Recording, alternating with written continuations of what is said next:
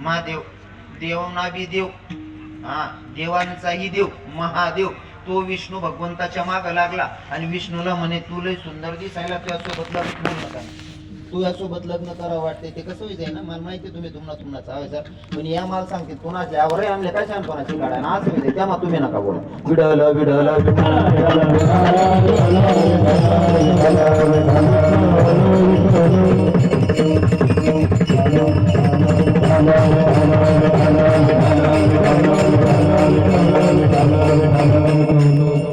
विष्णू भगवंताच्या मागे लागले भगवंत. विष्णू भगवंतानं सांगितलं देवा अरे ओळख ना कोणा, म्हटले मी विष्णू आहे. महादेवानं सांगितलं जरी विष्णू असेल पण या रूपात तुम्हाला आवडलं तुझ्यासोबत लग्न करावं वाटते. देवानं सांगितलं विष्णू भगवंतानं हा जो अवतार आहे हा समुद्र मंथनाच्या साठी 14 रत्नांच्या साठी मी घेतलेला अवतार आहे. हे मी रूप पालटलेला, मी मुळात तसा नाही. पण जर तुला वाटत असेल माझ्या कामात जर अडथळा येत असेल तर देवा महादेव ऐक ना, तुझी इच्छा पूर्ण करण्यासाठी जेव्हा तू खंडेराया बनशील तेव्हा तुझी पत्नी बनून तुझी इच्छा पूर्ण करेल.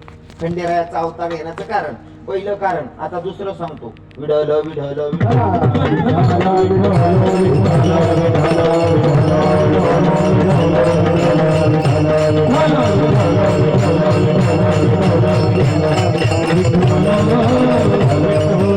कथा भाग तुम्हाला सगळ्यांना माहितीये. गौतम ऋषींची पत्नी अहिल्या देवी. आवडी नाही ना मी चिंतन मांडणार नाही तर का उसळ घसळ करू.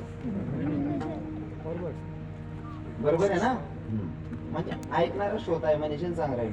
माल काय नाही, माल फक्त सांगा मी लगेच उसळ घसळ करी वावर वाढी नाही जाऊ. पण तुम्हाला पल्ले बी पडायला पाहिजे नाही का, थोडंफार का असे ना.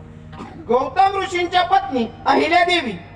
अहिल्या मातांकडनं स्वतःचा पती ओळखू आला आणि कथा भाग तुम्हाला माहिती आहे. जास्त विषयात मध्ये प्रवेश करणार नाही, तुम्हाला फक्त स्पर्श करून निघतोय. पती ओळखू आला नाही. इंद्रदेवाची इच्छा होती अहिल्या मातेला स्पर्श करायची. इंद्रदेवानं खेळ रचला आणि अहिल्या माताचा पावित्र्य भंग करायचे. ऐका ना, इंद्रदेव पती देवाच्या रूपात अहिल्या मातेच्या जवळ आहे. आणि जेव्हा गौतम ऋषी फिरून आल्याच्या नंतर बघतात तर कोण आहे, म्हणले मी तर बाहेर स्नानासाठी गेलतो, यो कोण आहे. तेव्हा अहिल्या मातेने ओळखलं बैग कोणीतरी दुसरा व्यक्ती. म्हणले मी माझ्याकडनं पती ओळखू आला नाही. गौतम ऋषींनी रागारागात श्राप दिला. म्हणले अहिले तुझ्याकडनं पती ओळखू आला नाही ना, तुला माझा शाप आहे. तू शिळा होऊन पडशील, दगड होऊन पडशील. आता शिळा होऊन पडशील हा श्राप दिला. अहिल्या मातेच्या लक्षात आलं मी दगड होऊन पडेल, माझी चूक माझ्या लक्षात आली देवा. पण एक सांगा ना, किती दिवस या पापाचं प्रायश्चित भोगायचं मी, किती दिवस दगड होऊन पडेल. तेव्हा गौतम ऋषींनी सांगितलं जर तुझी चूक तुझ्या लक्षात आली, पती ओळखू येत नव्हता, ही चूक तुझ्या लक्षात आली, मग आता ऐक तू दगड होऊन पडशील. पण जेव्हा प्रभू रामचंद्र नामारूपाला येतील, अवताराला येतील आणि त्यांच्या पदस्पर्शाने तू स्त्री रूपात येशील. पण तोपर्यंत विडल विडल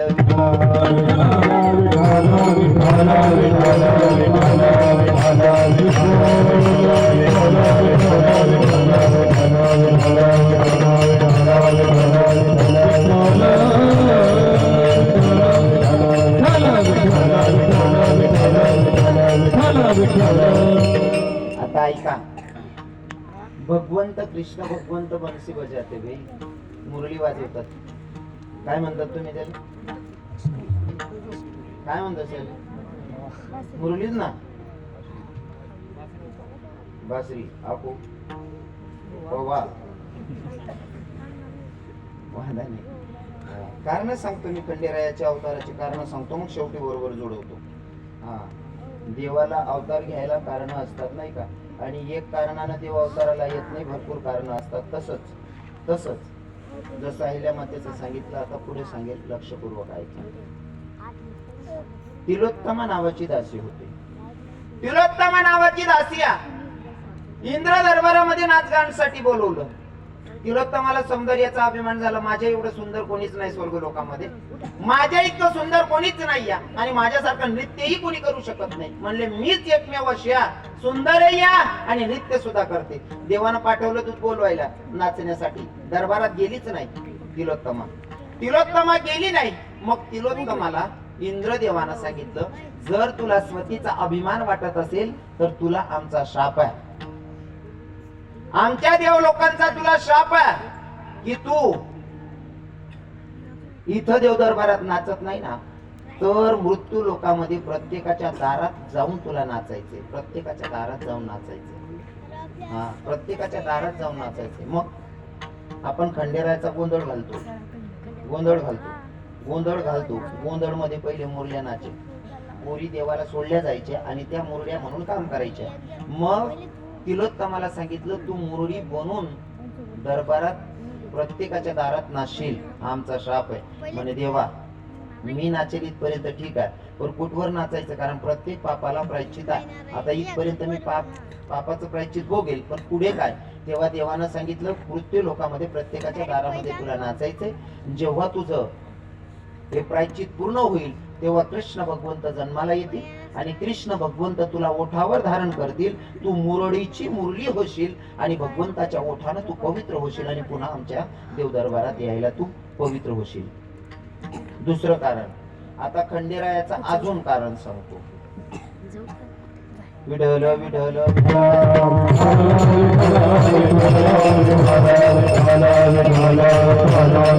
मणिमलसूर नावाचे दैत्य होते. दैत्यांनी अगोदर भगवंताला प्रसन्न करून घेतलं, महादेवाला प्रसन्न करून महादेवाकडनं वर मागून घेतला की आम्ही कोणाच्या हातून मरायला नको. देवानं तथास्तु म्हणलं, कोणाच्याच हातून मरत नाही मी, स्वतःच्याही हातून तुम्ही मरत नाही, तथास्तु म्हणलं. आता त्यांना वाटलं की आपल्याला मारणारं कोणीच नाही, मारणारं कोणीच नाही, म्हणून त्या राक्षसानं जरा थैमान गाजवलं. आता सगळ्या देवादी देवांना त्रास द्यायला लागले. सगळे देवांनी महादेवानं विष्णू भगवंताकडे गेले. विष्णू भगवंताला सांगितलं, म्हणले आता जरा दुःख अनावर होतंय आम्हाला, तर हे त्रास द्यायला लागले. मग विष्णू भगवंत म्हणतात, वर ज्या देवानं दिलाय त्याच्याकडे जा. मग वर देणारे विष्णू भगवंतांनी सांगितल्याच्या नंतर महादेवाकडे आले. महादेवानं वर दिला होता, त्या कोणाच्या हातून मरत नव्हते, कोणाच्या हातून मरत नाही. महादेवाला म्हणले, तुम्ही वर देतात नुकसान आमचं आहे, ते आम्हालाही त्रास देतात. महादेवानं सांगितलं, काळजी करू नका, या अवतारात मी वर दिलाय, त्यांना मी मारू शकत नाही, पण त्यांना मारण्यासाठी मी नक्कीच दुसरं रूप धारण करेल. मग खंडेरायाचं रूप धारण केलं आणि खंडेरायाचं रूप धारण करून मणिमनसुराचा वध केला. मणिमनसूर कोण आहे ते बी शेवट सांगतो. कोणा त्या मणीकडे जाऊ. विठ्ठल विठ्ठल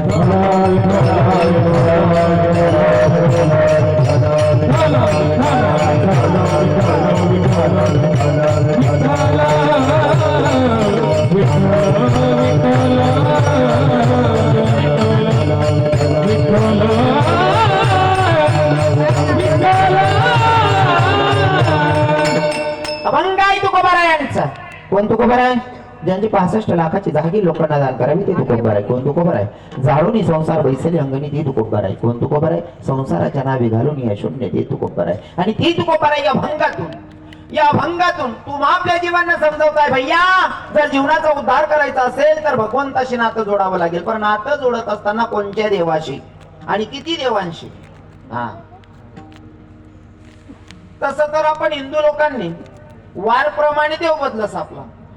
सोमवार होऊ नका महादेव, बापरे, सोमवार होऊ नका महादेव, महादेव होऊ नका या बहिणीशी बोलतात दिंगरेश.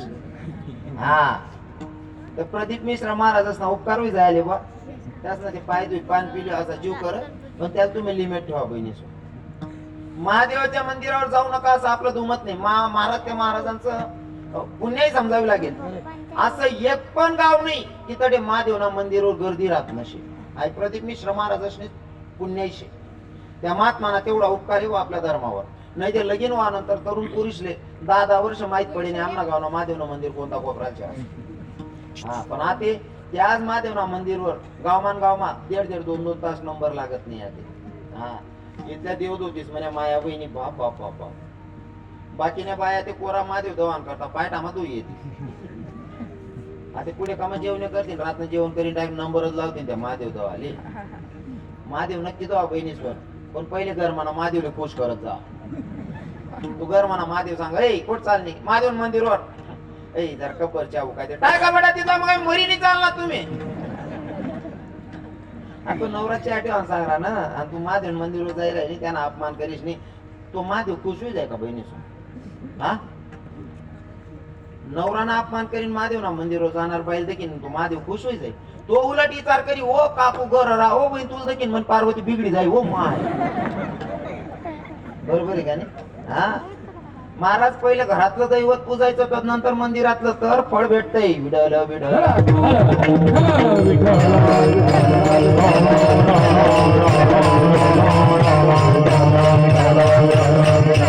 सोमवार आला की महादेव, मंगळवार आला की अनादि निर्गुण प्रगटली भवानी.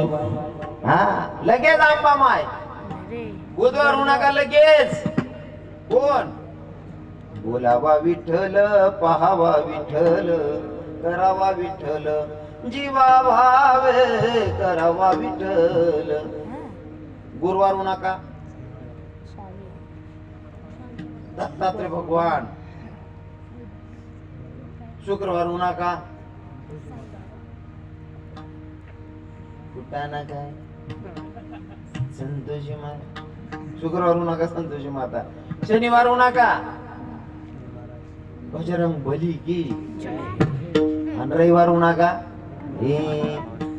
आमवागा सोहावागा प्रेम नगरावारी.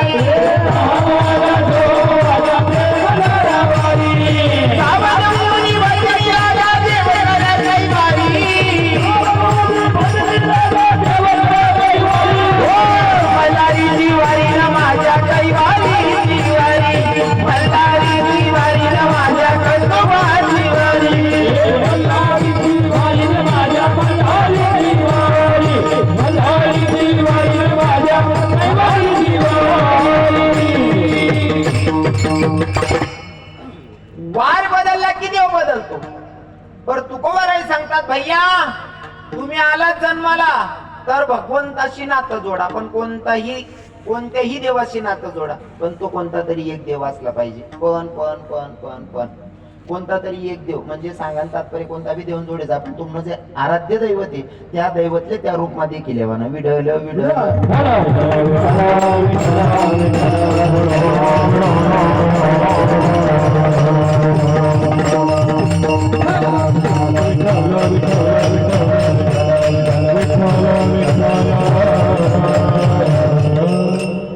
मग इथे तुकोबाराय सांगतात काय बोल चाल ना कोण इकडे नाही गेले चौदा तुम आत्मा आहे.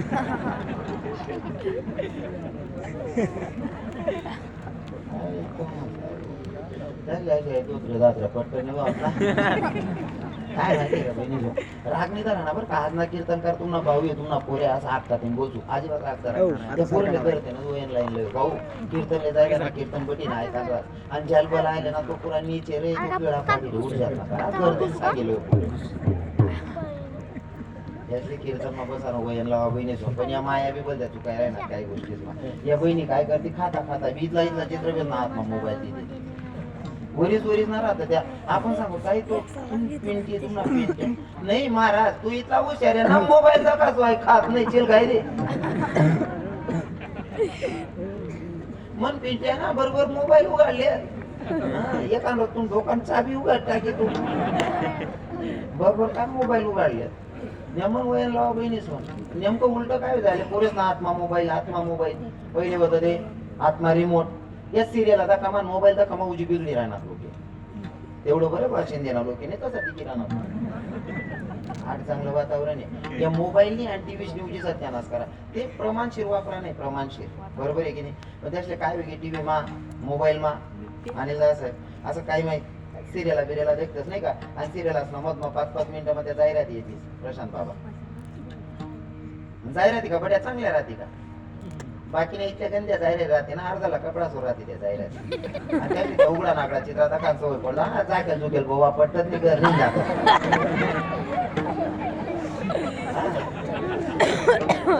त्याला सवय पाडा बहिणी कीर्तन मा बघावं नाही आता चित्रविधा काढत जावा त्यातली.